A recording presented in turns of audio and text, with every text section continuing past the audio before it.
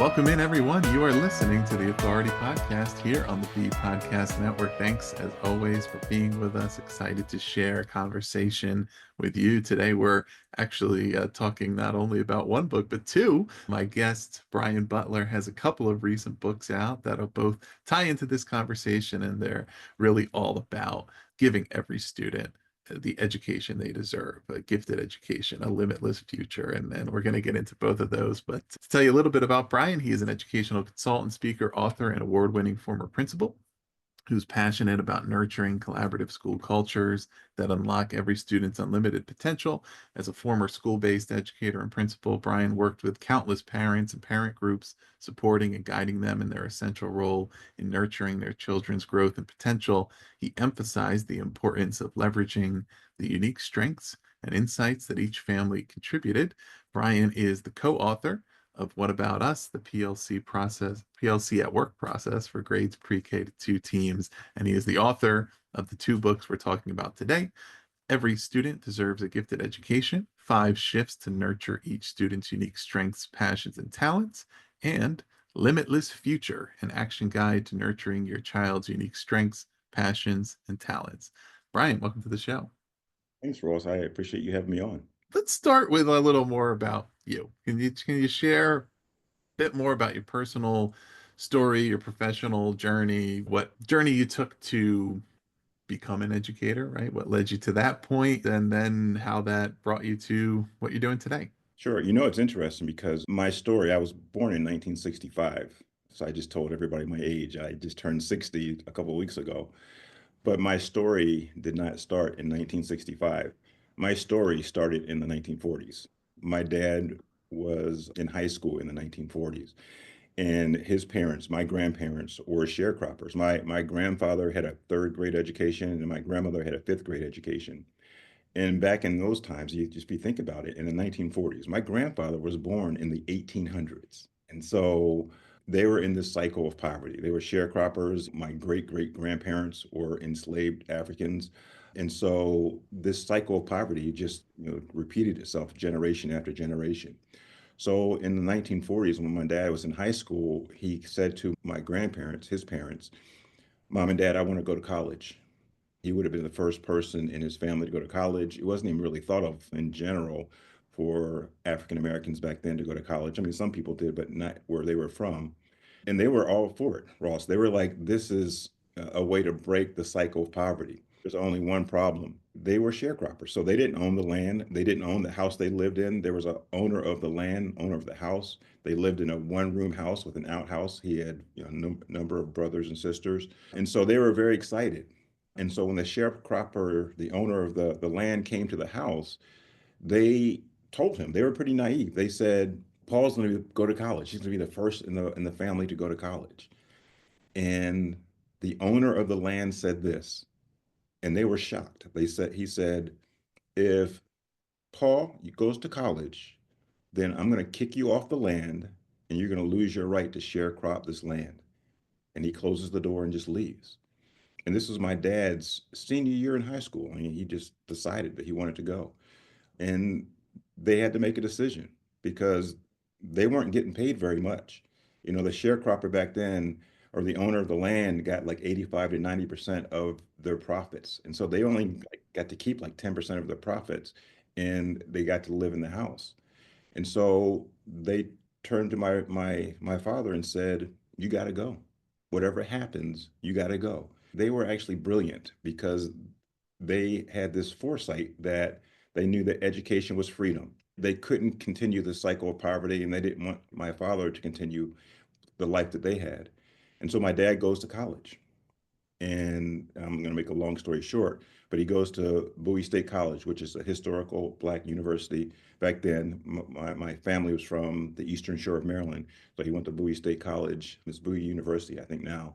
And that first year, they didn't have any phones. So halfway through the year, my dad was coming home on a break. He hadn't spoken to his family because he didn't have any phones back then, or they were too poor to have phones. So he got back to the farm where they lived. What do you think happened? What do you think happened? Nobody was there. Bingo, they were gone. The owner of the land made good on that promise that he was going to kick them off the land because education was freedom. It was access, Yeah. opportunity. So my dad actually goes on and finishes college. He becomes a reading teacher. He eventually becomes a principal, but he becomes a reading teacher, and he does well. He becomes a principal. Then he goes back into the classroom. But he has a family. He has my brother and my sister who are older, and then me. And my brother and sister and were outstanding students. My mom, I have to say, went to college. She went to Maryland State College, which is University of Maryland Eastern Shore now. And so my brother and sister, as I said, they were outstanding students. And then came me. I struggled literally mightily to learn how to read in kindergarten and in first grade. And early on, the teacher in my primary years had suggested or recommended that I be retained. And my parents said, no, we got this because I struggled to learn how to read fluently. I didn't like reading, it was a struggle for me. But I was fortunate. And this is where my passion comes from. I literally was fortunate because what did I say my dad was? What was my dad? A reading teacher. I was literally born in the right family because I had an interventionist at home. If I was born in a different family, I have no idea where I would be today. My trajectory would have been totally different, but I was able to catch up. My dad and mom read to me at home. They gave us a lot of background knowledge. We went on trips. And so I was able to just catch on. And I did fine eventually. I was never, in quote, a great student, but I was able to be solid. And they modeled a lot of the behaviors that allowed me to be successful, like being persistent and self control and discipline and curiosity. And so, those things that are in one of my books that I talk about, those are some of the behaviors that helped me be successful, not just as a student, but as an athlete as well. And so I went to GW. I was able to get a basketball scholarship. I was, pretty good in basketball. I got my undergrad degree in communications. I did not want to be an educator. That's not Mhm. what I wanted to be. I went overseas and played in Europe for a year, came back and was looking for a job in radio and television. And I decided that I did not want to move to a small market to kind of work my way up. So I started to substitute teach. And I kind of fell in love with it. I had said I would never be an educator because my dad was an educator. And I was like, I want to do something totally different. Yeah. Oh, but I loved it. A principal, excuse me, said, you seem like you're really good at this and you're interested, you're passionate. And she said, why don't you go back to school? And so I went back to school, got my degree in phys ed. Then I got another degree, a master's degree in counseling. Finally got a degree or certification in administration. Kind of the rest is history. I've spent 36 years in education. I've had an amazing career. There have been challenges, but there are so many people who have helped me along the way. And so my passion is every kid has a talent, every kid has a strength, every kid has a gift. We just have to give them the opportunities, give them the access to find their talents, their passions, their strengths in order for them to fly. And so, again, because of my grandparents, they knew that this was an opportunity and they were going to take a huge hit by losing their opportunity to sharecrop, but they knew that this was freedom for my dad. And so I retired as a principal in 2017. I've been consulting for since 2005, but I really been consulting for full time since 2017. I've written my latest two books, out of this idea that, and what I've experienced as a principal, that every kid can be successful. And do I say every kid is gifted in everything? No. We have to help them find their passions. Like some kids are passionate about science, some kids are passionate about carpentry, some kids are passionate Mhm. about math or art or whatever, but we have to help them and nurture that in them. And so when I hear people say that kid can't, it's not the kid, it's the adult. Mhm. I mean, that's something lacking in the adults that say that that kid can't, because all kids can if we give them the opportunity and the support to be able to find their strengths and do what we think that they can do. So that's Yeah. where I am today. I know it's a kind of a long-winded, kind of winding road to where we're going, but I think it's really important for people to understand why I'm so passionate about every kid. It doesn't matter who your background or where you're from.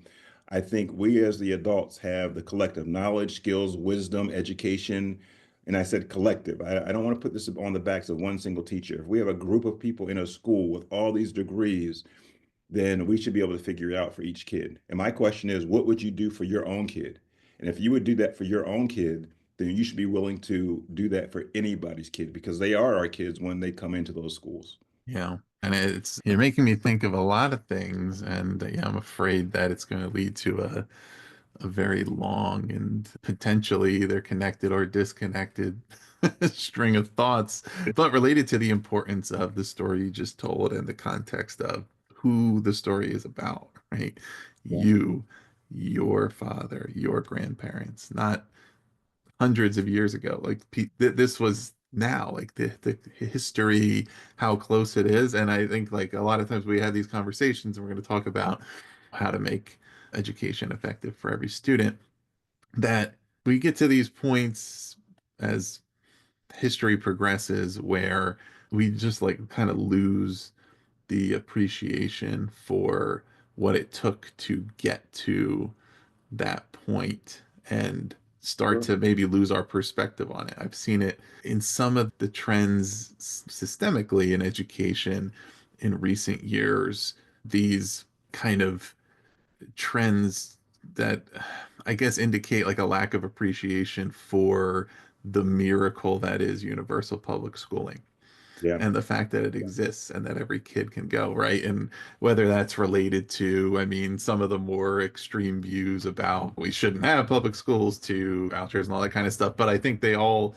like, a lot of it just what it lacks is the how, like what that means and how that is the like the foundational public good that enables a society to become what it is. And it's not unique to that. I think it relates to a lot of other things that as we get a certain number of years beyond, say, World War II, right? And the people who were involved in it are no longer here. And it's like, yeah, but that was not that long ago, right? Like and it's like that was it's not something in the distant past. There's the very real things. Yeah, in schooling, I mean, to be honest, it's really for our history, it's the one thing that can tie people together and that actually is the vehicle for people to have upward mobility, education, right? And so if we can see that for like I said, for our own kids, then we have to see that for other kids. And we have to have this passion and this drive to do whatever we can to ensure that they have the opportunities. I mean, there's huge opportunity gaps for our kids. And so, like I said, I was really like in my book, Every Student Deserves a Gifted Education. In the first chapter, or the introduction, I talked about that idea with what I just said, born in the right family. Because if I was born in a different family, I have no idea where my trajectory would have been. And it shouldn't take for a kid to quote be born in the right family to have the opportunities that I had. That's just the luck of the draw, you know. Yeah, Can I read something to you really quick from my sure. book? Mhm. It's from Every Student Deserves a Gifted Education, and I kind of start off this first part with this quote. The lesson here is very simple, but it's striking how often it's overlooked. We are so caught up in the myths of the best and the brightest and the self-made that we think outliers spring naturally from the earth. We look at the young Bill Gates and marvel that our world allowed that 13-year-old to become a fabulously successful entrepreneur. But that's the wrong lesson. Our world only allowed one 13-year-old unlimited access to a time-sharing terminal in 1968. What if a million teenagers had been given the same opportunity? How many more Microsofts would we have today? To build a better world, we need to replace the patchwork of lucky breaks, arbitrary advantages that determine success, fortunate birth dates, that's me, born in the right family, and happy accidents of history with a society that provides opportunities for all. That's from Malcolm Gladwell. And so again, it's like the opportunity gap. And sometimes it kind of burns me up because somebody will say, my kid is so, gifted, or my kid is so smart. And I'm saying all kids, if they have the opportunities, they're going to find their passion and find their path just like your kid does. Your kid just has more opportunities, just like my own daughters have had abundance of opportunities. But everybody doesn't have those. And so how can we in schools provide these opportunities? We can't do everything, but we can provide opportunities to hopefully spark something in kids that they are willing to work hard at it and say, oh, this is something, a path that I want to take, or something that I want to try. I might try it, I don't like it, and then I may try another, have another opportunity. But we have to give multiple opportunities for kids so they can kind of find what's going to light their fire. But again, Malcolm Gladwell is somebody that I really admire, and he hit it spot on. It's not about somebody who's just quote gifted or just like this star. It's just this person had an opportunity. His parents were wealthy. His parents had an opportunity to help him work on a computer or a time sharing terminal. But like Malcolm Gladwell said, what if a million kids had that opportunity? What would our world be today? Yeah, no, it's very true, and it's important to dig into to that, right? And say what is what are those environmental factors that facilitate that success, and how do we create them intentionally for more kids, for every kid, and not take the lesson that yes, everybody has different strengths, interests, right? Different things that they eventually might do, but that's different from saying that there's only some people who are capable, and usually, and especially in the realm of mega success, mega wealth, like you can usually draw a line to a lot of opportunities that led to that. It doesn't just happen. Yeah. And again, when I talk about every student deserves a gifted education, what I am saying is I'm starting with the premise that all kids have gifts. And so Mhm. I'm not saying I'm doing away with, and again, we're not going to be able to do away with it, but our current system has kids being tested or creating a portfolio in elementary school at first grade and second grade. And then that portfolio or that test is evaluated to see if you're put in the gifted program. I'm saying I'm not worrying about that. I'm starting with the premise that every kid has a gift because I found as an educator over these years that one, when we test kids in first grade and second grade, many of the kids have no idea what test they're taking. They don't care. Yeah. And some of the kids whose parents want them to get into the gifted program, they've already been prepping them. So that we're not even comparing apples to apples. We have kids who one of the processes is to create a portfolio at home, bring it in, and have the committee assess it. So what we're doing, Ross, is we're grading the parents Yeah. because a kid brings a portfolio in from home in first grade or second grade and third grade, and they have this immaculate portfolio. I'm like, so you could have done some of that, but some of the stuff, parents are buying equipment for them, parents are able to support them. The kid who doesn't have that support at home, the portfolios aren't going to be equal. So we're not grading the Right. kids, we're grading the parents, right? And so I'm saying, and in my experience, every kid that I've ever worked with has a strength, a passion, if we can give them those opportunities to find it. And so in my book, at the end of the book, I talk about or I highlight 5 people who have shown strengths in different areas. And one of the people I highlight, his name is Andrew Mallon. Andrew was a student who struggled to read early on. He didn't like school, but he was great with art. He is great with his hands. And his parents realized that early on. So his parents had resources. And so they were able to create a wood shop in their garage. And he loved carpentry. When Andrew got to high school, he was ready to drop out because he just didn't like high school. I mean, he didn't like school, but he did like carpentry. And his parents went to the high school and said, Andrew is really passionate about carpentry. He's worked hard. He's good at it. Can he take the upper level carpentry class because the first level carpentry class he's kind of mastered. And the school said no. The parents came back and said, if he doesn't take this class, that's the only thing that's keeping him in school. And so because his parents were able to advocate for him, and the school finally relented and allowed him to take that upper level carpentry class when he was in ninth grade, or I think ninth or 10th grade. So he stayed in school. He finished school. He connected with the carpentry teacher. The carpentry teacher eventually helped him get a job as a carpenter. Andrew is now a world-class tree sculptor. He Mm. goes around the world. He's one of the top 10 in the world of as being a tree sculptor. Like he takes trees and he creates tons of different things out of those trees. But think about if Andrew's parents weren't there to advocate for him to stay in school, to be able to take that upper level course. We should be in as educators, we are in loco parentis.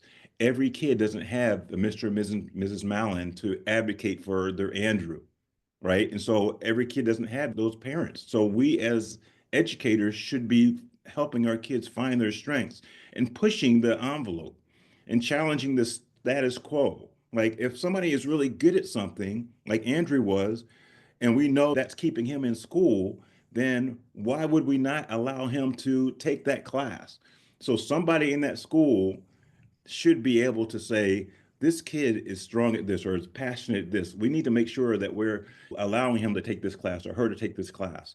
That's what I'm talking about. We as educators have to start looking ourselves in the mirror and saying, every kid has a gift. Let's find it. Now, if they don't have somebody who advocates for them, we have to be the advocates for them within this system, because if not, then many might drop out or even drop out psychologically in school. They'll just be just going through the motions. So I Yeah. think that's what I'm talking about. Every kid has something that they can offer. Yeah. And I mean, in some ways, that's even more important now almost than ever, given particularly the past few years post pandemic.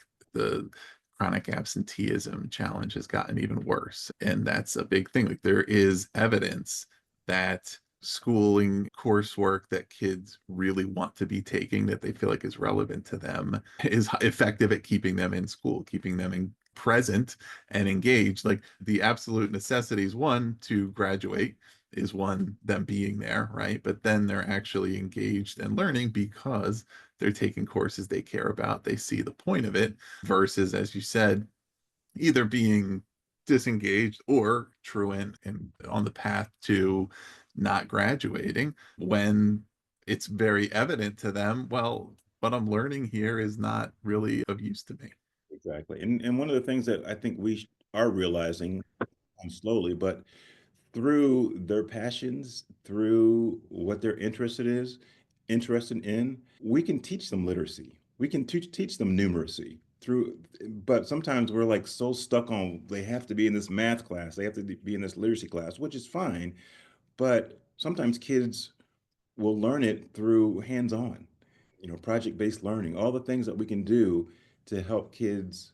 We want them to be able to read. We want them to be able to balance their checkbooks and do things in their lives after school.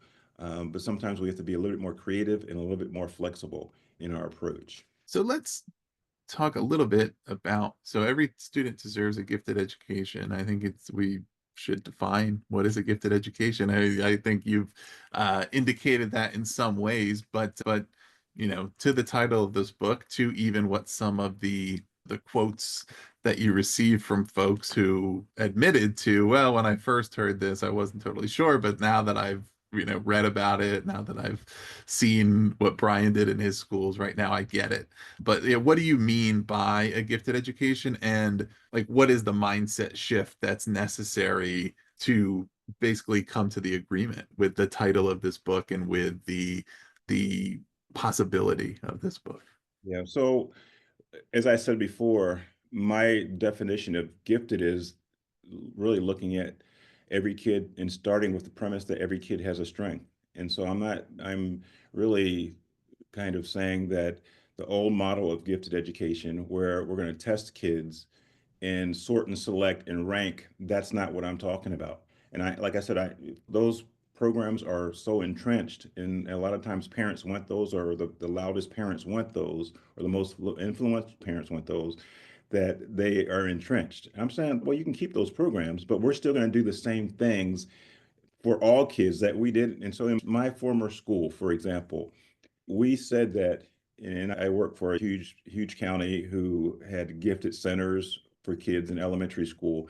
And what I had said is, it doesn't matter who the kid is in my school, in our school, we're going to do the same things and give them the same opportunities as those kids who get the quote magic ticket or the lucky star.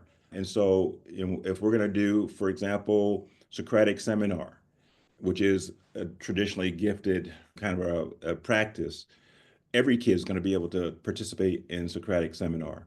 And so, but we as the adults have to put more tools in our toolkits to be able to support all kids. to be able to access Socratic seminar. Some kids may not have the language. Some kids may not have the behavior. So we have to pre-teach some of these behaviors. We might have to pre-teach some of the academic vocabulary to students so they can access. We might have to pre-teach some of the academic discourse, how you communicate with each other during Socratic seminar, but we're going to give those opportunities to all kids. And so in my school, and that's why when I talk about every student deserves a gifted education, and I say 5 shifts, there are 5 things that we can Mhm. do that the teachers, the educators, the adults in the building can do to really change our culture, change our mindset and our belief system about all kids. One, we have to start to, and the first one is called Fallacy of Fixed Intelligence. We have to start to learn about the science of learning and about the brain and about all the information we have about how all kids can learn at high levels. You know, Carol Dweck talks about this idea of mind growth mindset and that intelligence is not fixed. It's not. We can improve our intelligence. And many of us came up with, oh, he or she has this IQ, or he or she is smart, and this kid is kind of in the middle, and this kid is not.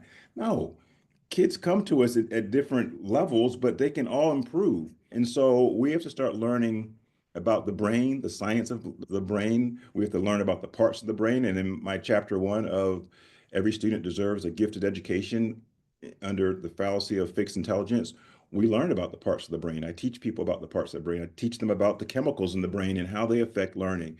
And we as educators have never had, courses on this. When we go through our programs, we don't have course, and it's especially now because it's been really updated and the research has been updated. There is a gentleman named Dr. George Land, and this is from the 1960s. He was commissioned by NASA to find out what makes somebody a genius. And so what he did is he did this study. He did this study where he took 5-year-olds and he was shocked. He took 5-year-olds and did this study. And after the study was over, he actually identified that 98% of the 5-year-olds were creative geniuses. And then he followed them 5 years later. And at 10 years old, he tested them again, and only 30% were still in the category of creative genius. 5 years later, when they were 15, he tested them again. And at that point, only 12% were creative genius. He followed them, and then he tested adults, and only 2%. And he's like, how can 5-year-olds start off as not geniuses, and by the time they get to adults, they're only 2% geniuses? And he said what he attributed that decline to was school, because we are such a factory model. We want conformity, and we don't help kids find their creativity. And so he says school actually dumbs down kids, the traditional school. He's like 98% of genius. So that's where I start. 90 all of our kids are geniuses in their own way. So I'm going to start with that premise. I'm not going to worry about a test. I'm going to help you find your passion, your gift. And so that's what we did at Mason Crest. So first, we as a staff, we said we have to really study mindset. We have to study the brain so we can start to dispel some of these myths about intelligence. The second thing is, and it's pernicious in our cultures in our school, is this idea of labels. That's my second shift. We got to get rid of these labels. And it's called Labels Be Gone. That's my second chapter. Because when we label kids, we teach to that label. And it's killing us. So Mhm. labels like special ed, there are no special ed students. There are general ed students who receive special ed services. Our kids receive services. Kids are not barcoded. And so, but when we label kids low or medium or high, or they're from this side of the town or whatever, then psychologically we lower our expectations. So we really started to watch our language about labeling. And there's ample research on labeling and how it lowers our expectations for kids. And so that's a chapter in itself. It's really making sure that we work on not labeling kids, even down to their name. We have in my former school, we had like 35 or 36 birth countries, 40 some languages, and kids come from all over and they have different names. But when we start, because some kids' names are difficult to pronounce, But when we start giving kids nicknames or just giving their first name because we have a hard time pronouncing it, that's in a sense labeling them. And it actually changes our expectations and it also changes our relationships because if you can't pronounce a kid, that's central to who they are. If Yeah. you can't pronounce a kid's name, then they're like, how can I learn from this person? Why should I care?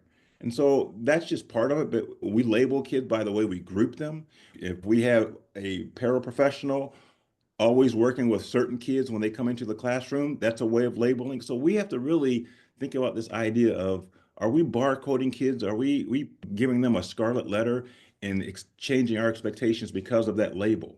So that's chapter two. Chapter three is this idea of obligation of teams. And this is probably the most difficult piece because obligation of teams is about how do we take collective responsibility for every single child. It's not just about one teacher, it's about the teachers on that team saying these are all of our kids. It's not your kid or my kid, these are all of our kids. And how do we use our collective knowledge, skills, wisdom, experience to make sure that every child gets across the finish line? And so my that chapter is about just how teams create norms, how teams work together. And I have stories about, I have sports stories on how teams really are vulnerable and how individuals on the teams will share that they're not good at this in this area, but their teammate would pick up the slack. We have to be able to do that in education. We have to be able to be vulnerable and say, Ross, in this area, it doesn't seem like I'm very effective. Can I come and watch you teach this skill or this standard so I can get more, I can become more effective? Looking at the data, the students that you're working with, Ross, got 85% or 90% on this skill. The students that I'm working with on the same grade level got 40%. I'm not going to look at myself as a bad teacher. I'm going to say, I'm not effective in this area yet. Can I learn from my colleagues? And it's your responsibility, Ross, to say, yeah, come on in, because these are all of our kids. If we go back to the days of Ross, you're a fourth grade teacher, I'm a fourth grade teacher, and we have two other fourth grade teachers on the team, and each teacher does their own thing in isolation, they never talk, then it's an educational lottery. It depends on what kid gets the teacher who might be able to go or is willing to go above and beyond. That kid is lucky. But if we pool our resources and say these are all of our kids and we're going to share all of our knowledge and our skills, then every kid benefits. So I think that's Yeah. important. That piece is huge. So that's And the obligation of teams.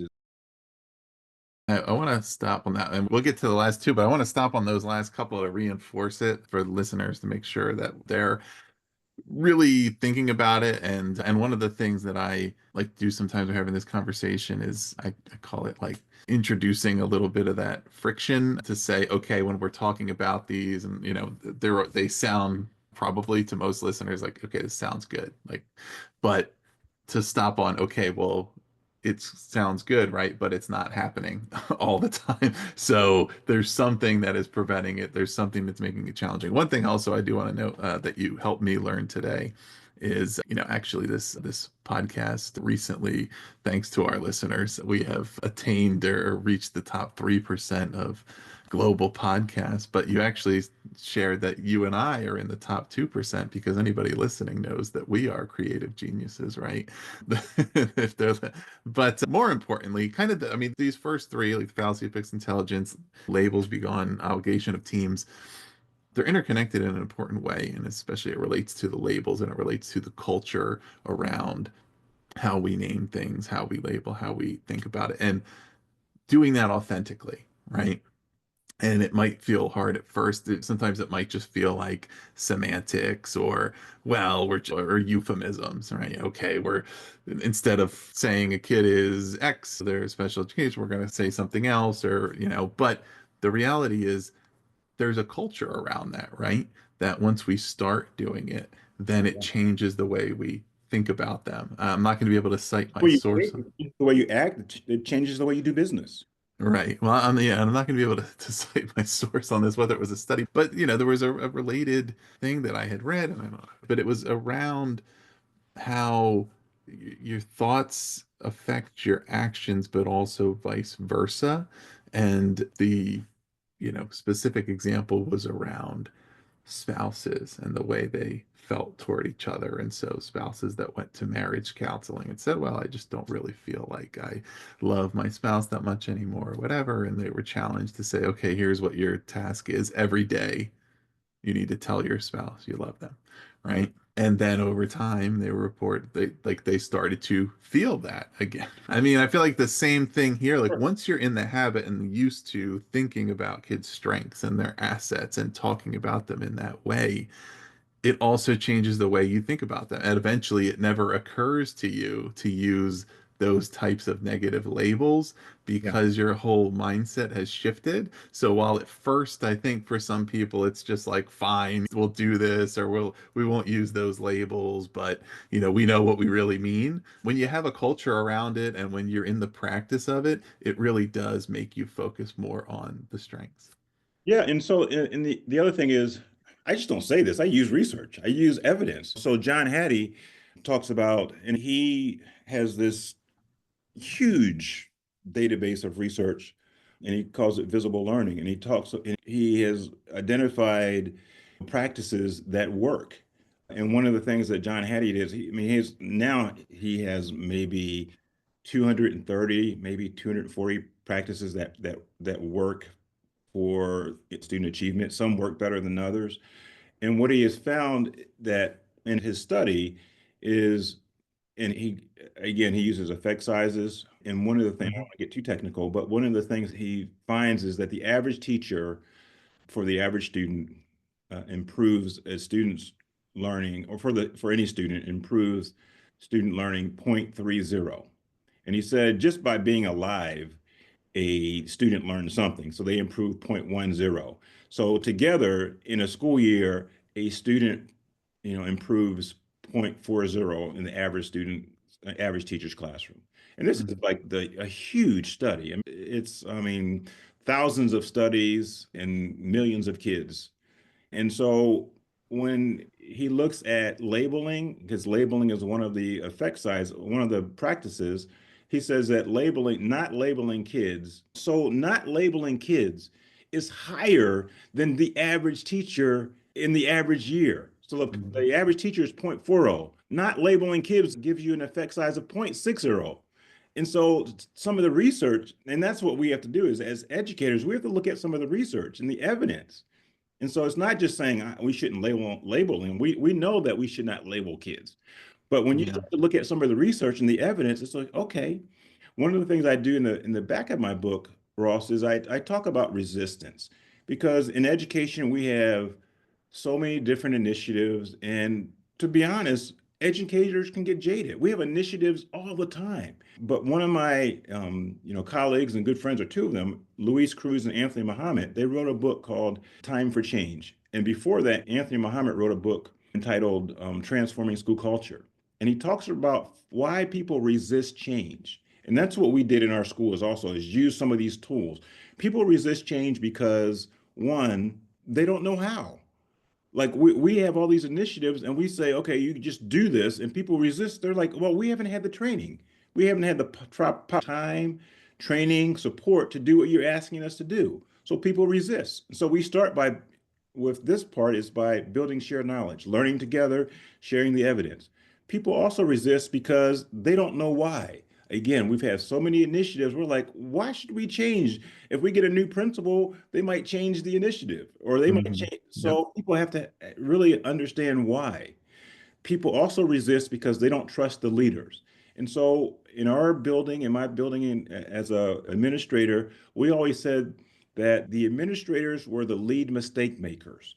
We're going to make as many mistakes as you all. And so we want to model that it's okay for you all to be creative, for you all to make mistakes. As we're learning, we're going to make mistakes. That's part of the growth mindset. And so if we're helping people with the how, giving them the proper time, training, and support to do what we're asking them to do. We're helping them with the rationale, the why. We're actually helping them with the trust piece because we want people to work together and to be transparent because we want to model for teachers what we want teachers to model for kids. If we're Mhm. saying we want to have a building where we really support the growth mindset is part of it is being okay with making mistakes and taking risk. and being persistent. And so we want teachers to be able to make mistakes. We don't want anybody to be perfect. We just want progress. And so those three things, if we can do those three things, then we can help people move forward with learning about the brain and intelligence, learning about why it's important for us to get rid of these negative labels, why it's important for us to work as teams because we have together we're much stronger than individually. And so those three pieces actually set the soil or the soil, the fertile soil for Yeah. the next two parts. The next two parts are superpowers and resistance and inspiration. The first three chapters are like the soil. The second two chapters, the last two chapters are like the seed. And if we don't get the first three chapters right, then it doesn't matter what programs, what we do, it's not gonna take because we Yeah. have to have our culture, our soil right to be able to plant the seeds. Yeah. So tell us about those last two chapters, and then one of which also was the foundation of your second book. Yeah, so our superpowers, I have two different sections. The first section is a section of seven superpowers that I talk about teachers really need to embrace. And I'm not going to go through all of them, but one of them is starting with strengths. And you had talked about this before. So if we start with strengths, we just start with the premise that kids have strengths and that we start to identify, cultivate, nurture their strengths, then a lot of things will take care of themselves. If a kid is always coming to remediation all the time and nobody ever tells him or her the kids that they have strengths, then all they're going to think is, I don't have any strengths. So one of them is start with strengths. The other one is there's another one about relationships. We have to make sure that we are truly building relationships and knowing kids kind of foundation, where they're coming from, their lived experiences. We have to truly know kids' lived experiences, not to lower expectations, but to have context. If I have a kid coming from a certain situation, then I can be able to plan accordingly. Again, it's not to lower expectations. I'm not, oh, woe is that kid. It's okay. My eye is on the kid and what they're bringing to the table. And my other eye is on where am I going to take them, grade level or better, and helping them find their passions. And so, again, I have seven superpowers for teachers, and then I have seven superpowers for students. And that's what formed my second book, Limitless Future. So the seven superpowers for students are really attitudes, beliefs, behaviors that will take them beyond the academic world. Persistence, that's one of them. Everything that you do in this life you need to be able to keep going and persist and to be successful. Precise communications is one of them. How do we communicate verbally, orally, in writing? Are we able to communicate our thoughts in order for us to make sure we're getting our point across? Self-control, self-discipline. That's something again that's going to serve us well beyond the pre-K 12 system. It will serve us in any area of life that we go to. Curiosity. We have to make sure that we're helping in modeling curiosity and helping kids become more thoughtful about the world and have them just really think about anything that they want is possible, but they have to believe that, and we have to kind of model that curiosity is okay. Like they can think about anything that anything is possible. And when we say be curious and ask questions and challenge, that's important. One of them is empathy. Empathy is a huge skill in building relationships and being able to understand others. The last two are flexible thinking and being able to change directions, and also critical thinking critically is looking at something and being able to sift through what's real and what's not real, but also being able to pivot when I get new information. If it challenges something that I thought was true but it's not true any longer or it's not relevant any longer, I should be able to pivot and say, okay, now this is something I believe in. And the last one is optimism. When things are tough and challenging in sports, in life, in school, in any area, as we go through this journey, then how do we keep an optimistic spirit? So those seven superpowers for students, I have teachers teach, but I also had some questions as I wrote this book. on social media. I had parents say, Brian, we read this book and we love those superpowers for students. And I call them seven essential attributes. And so some parents said, well, why don't you write a book for parents? Because those attributes parents could be modeling, teaching, and reinforcing at home. And one of the things I kind of grappled with at first, I'm like, well, I can't, force parents to read this. I mean, all parents won't read this. But one of the things I really believe is I can't make parents do anything, but I can influence. And so this book is to help influence parents who get the book to teach, model, reinforce those seven essential attributes. And at the beginning of the book, I talk about how my own parents, Paul and Doris Butler, taught, modeled, and reinforced those very seven essential attributes, although they didn't really call them that at the time. I think back now, and that's what they did. And whenever I go in life, I pull on those skills, on those behaviors to move through and to be successful. And so that's what Limitless Future is about. But I really start off Limitless Future with that story of George Land, who I told you about earlier, the researcher who NASA hired to to do a study on what makes a genius, because I wanted parents to understand your child's a genius. We just have to figure out where the genius at. So I think that's kind of where the Limitless Future came out of, just the genesis of parents who are educators asking about, would I write a book for just those seven essential attributes for students or kids? Yeah. Yeah, and those the skills stand out, as being really nicely in alignment with, what currently is often called durable skills, or Yeah, and relates over the course of time by many different life skills, social emotional exactly. learning, whatever the name, but that these are skills that are the essential skills aligned to in-demand fields, to workforce readiness, to life success, right?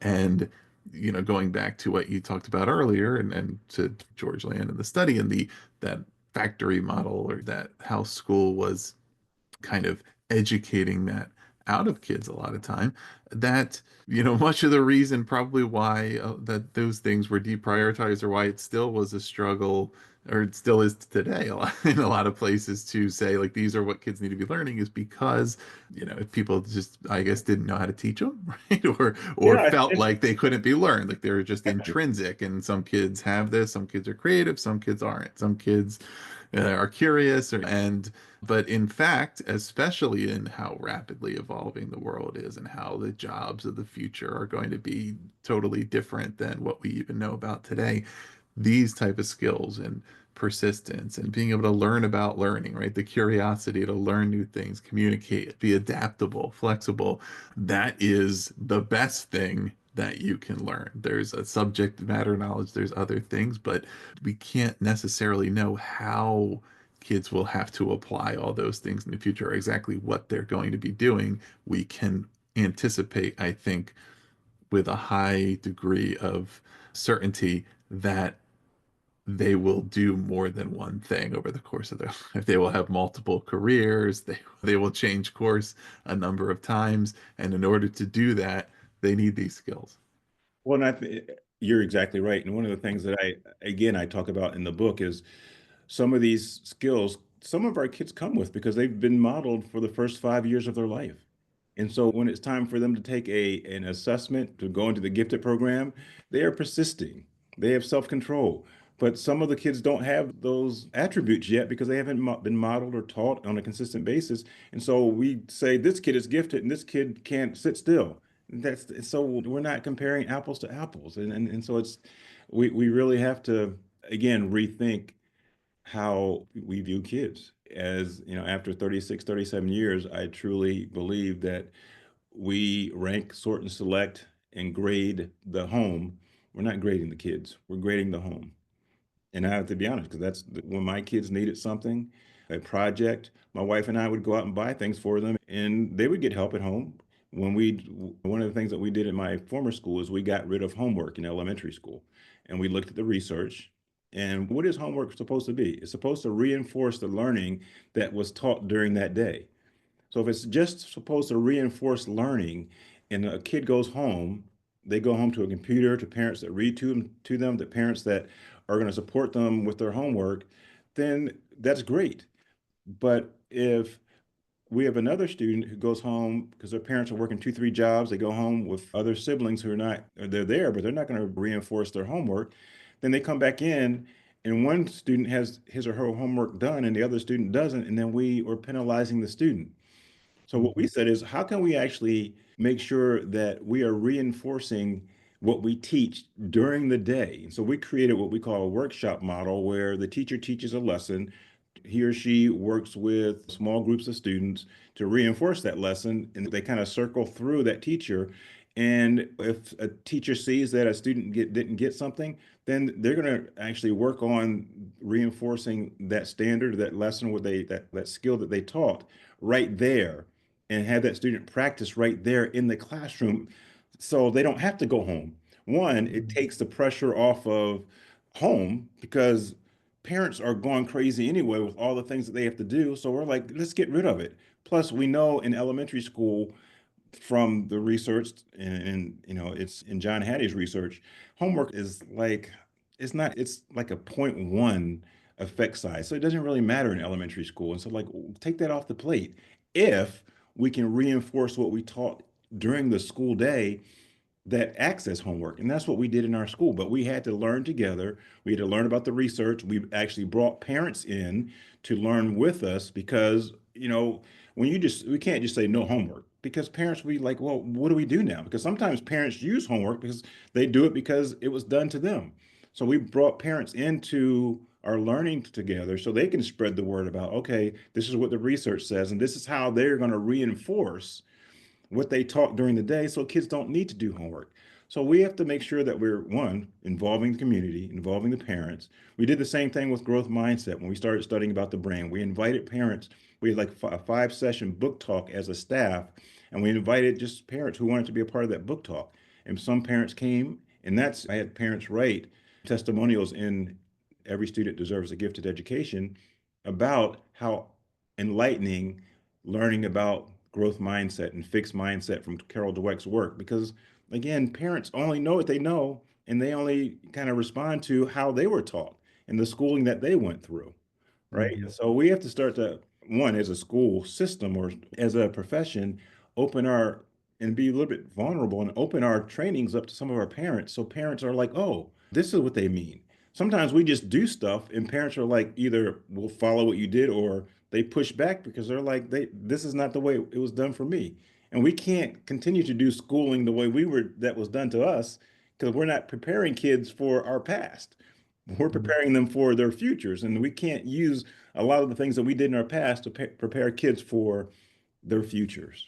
Yeah, absolutely. So Brian, you also have a podcast, A Conversation with Brian. I do. Before we wrap up here, wanted to give you a chance to talk a little bit about that and what it's about and what listeners might expect if they check it out.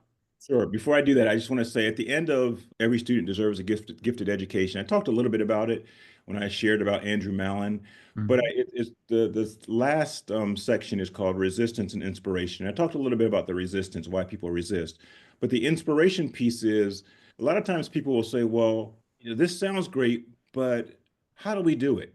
And so I highlight 5 school districts in chapter 5 that are doing great things on gifted education for all, on the growth mindset teachings, on just making sure that all kids have access to opportunities. And so I highlight 5 school districts from around the country.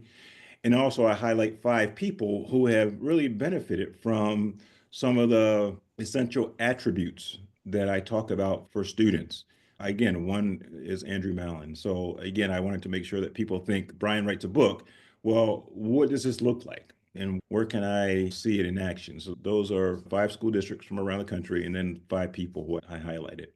My podcast is just a podcast, kind of like yours, Ross. It's really just to talk to educators. I talk to other people, but primarily educators, and because I want to highlight the great things that are happening.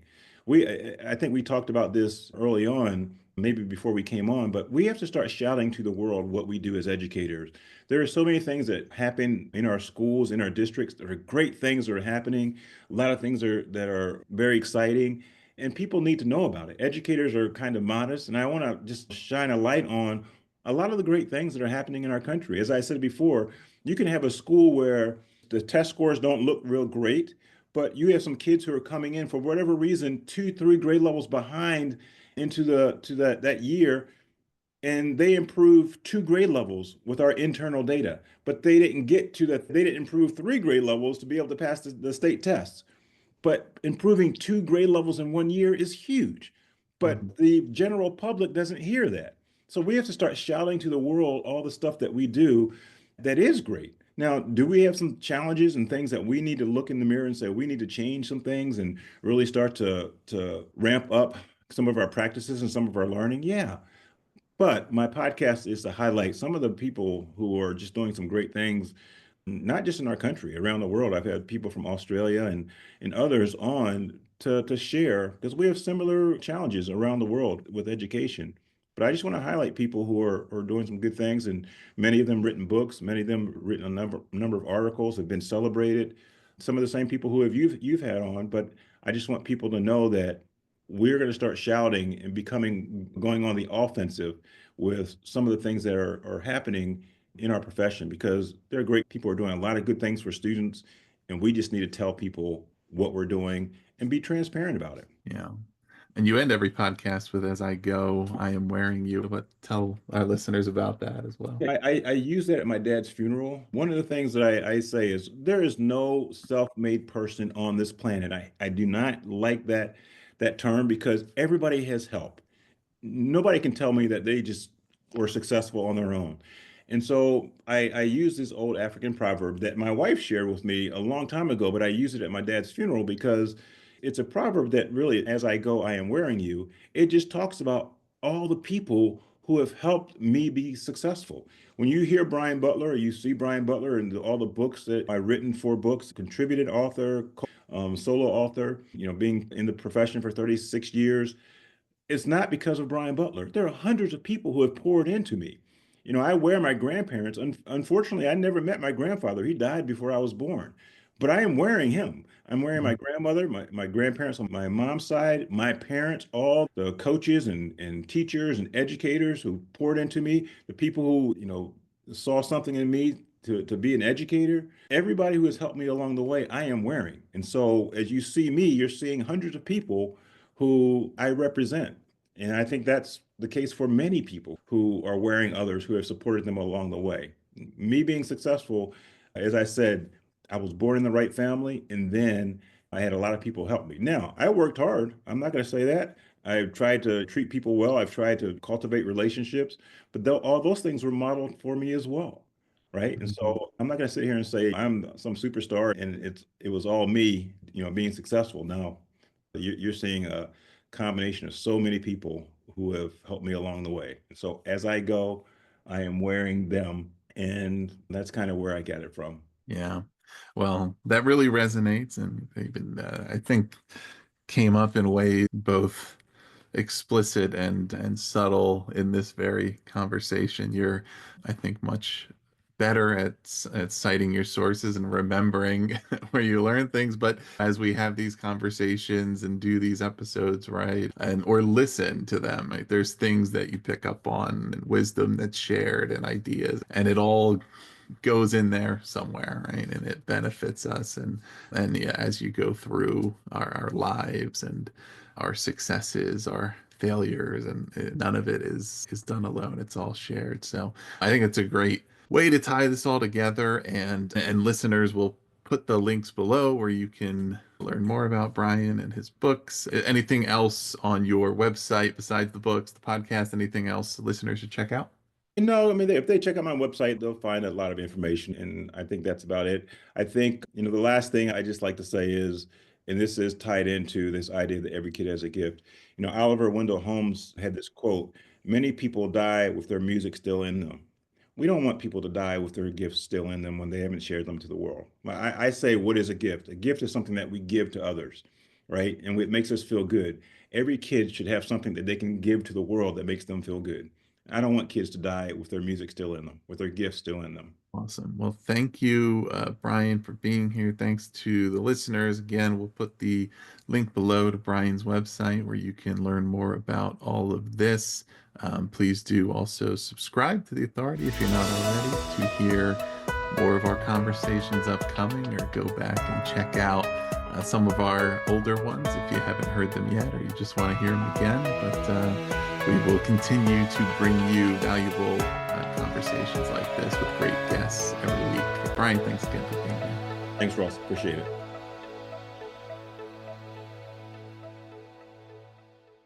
This episode was edited by Gage Sanderson.